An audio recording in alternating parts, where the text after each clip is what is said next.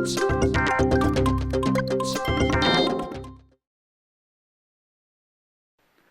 history of Mecca. Did Mecca exist during Abraham's time? This is Daniel Amari from the Religion Research Institute. This work and study and episode is based on Dr. Rafat Amari's book, Islam in Light of History. In the previous episodes, we looked at the archaeology of Arabia, the archaeological records of all the nations and empires that mentioned Arabia. We looked at the historical records of geographers and historians from the 4th century BC to the 4th century AD. And we find that both history and archaeology are united in stating that Mecca did not exist in 2000 BC till the 4th century AD. There was no mention of Mecca. And this is very significant. But we have yet one more source of data to examine: the Bible. First of all, when we look at Mecca in the Bible, Hagar did not go to Mecca. She went to the wilderness of Paran and Sinai. This is important because the Islamic claim states that actually Hagar went to Mecca. She walked 1,000 miles from the land of Canaan to Mecca. But that contradicts the biblical records, because the Bible states she did not go to Mecca, she went to the wilderness of Paran and Sinai. Paran is located south of Canaan borders. The well that the Lord showed to Hagar was in Beersheba, in southern Canaan. She could not have been carrying water supply for 1,000-mile walk. The book of Genesis traces the origin of Arabian tribes from their beginnings to the time of Moses. Accurate information from tribal generations to the name of their ancestors. Moses got much of his information from ancient Egyptians. When we look at the Midianites, historians suppose that the tribes of Arabia were well known to the Midianites. Moses resided with the Midianites in Sinai. Yet Moses did not mention Mecca. The Midianites in the 6th century BC were more qualified to know about Arabian tribes of the 16th century BC than Ibn Ishaq in the 8th century AD.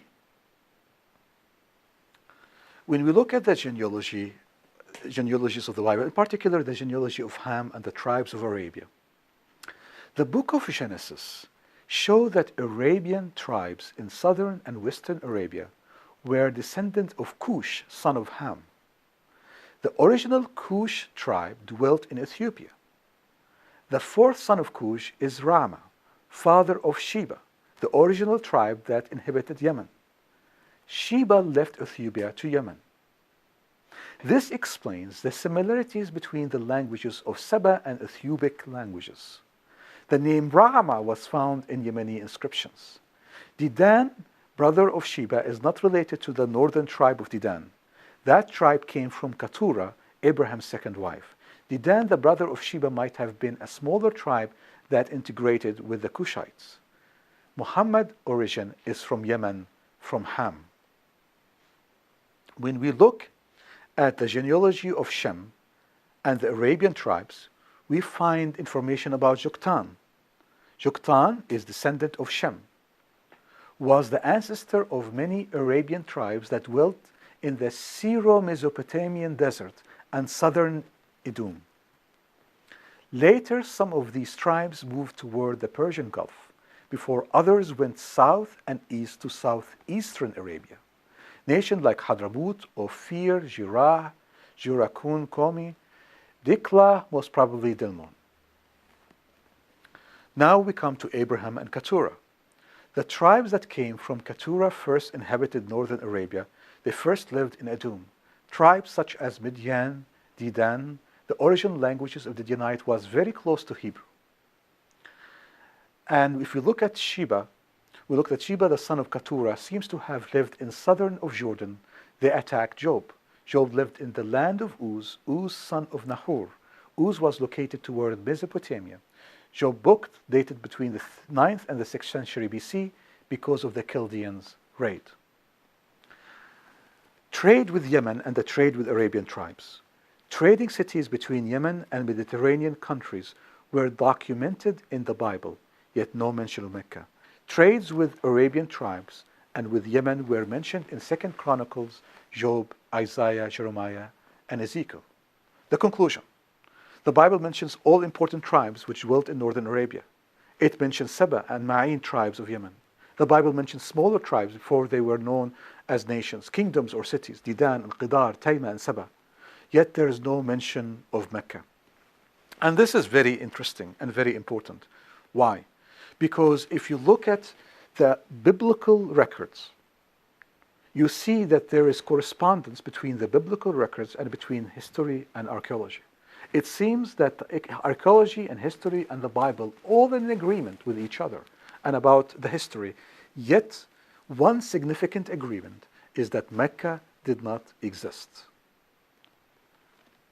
Here is the true story of Mecca, outside of the Islamic claims. 4th century AD, Mecca was built by a Yemenite tribe called Khuza'a. As'ad Abu Karb was the builder of the temple of Kaaba, not Abraham, not Ishmael. And he built it in the 5th century AD. He was a pagan Yemenite leader. He was the first to build doors and lock it. He was the first to provide furnishing for it. He was the first to appoint priests. He was first to make religious laws that governed worship in Kaaba. Clearly, he's the one who built it. 5th century AD, Mecca was occupied by another Yemenite tribe called Qudaa. Late 5th century AD, the black stone was brought to Mecca by Quraysh as their main deity representing the moon. Abd al-Muttalib, the grandfather of Muhammad, dug the well of Zamzam. What is the conclusion? The conclusion is that the history of Mecca has absolutely nothing to do with Abraham and Ishmael. It has nothing to do with the biblical records. But furthermore, and more importantly, the Islamic foundation has nothing to do with Abraham.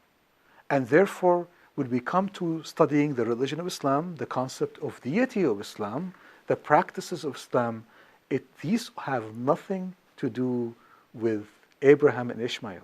One has to look at real history to find the origin and the foundation of the Islamic religion, which is very absent and nothing to do with Abraham and Ishmael. This is Daniel Amari from the Religion Research Institute.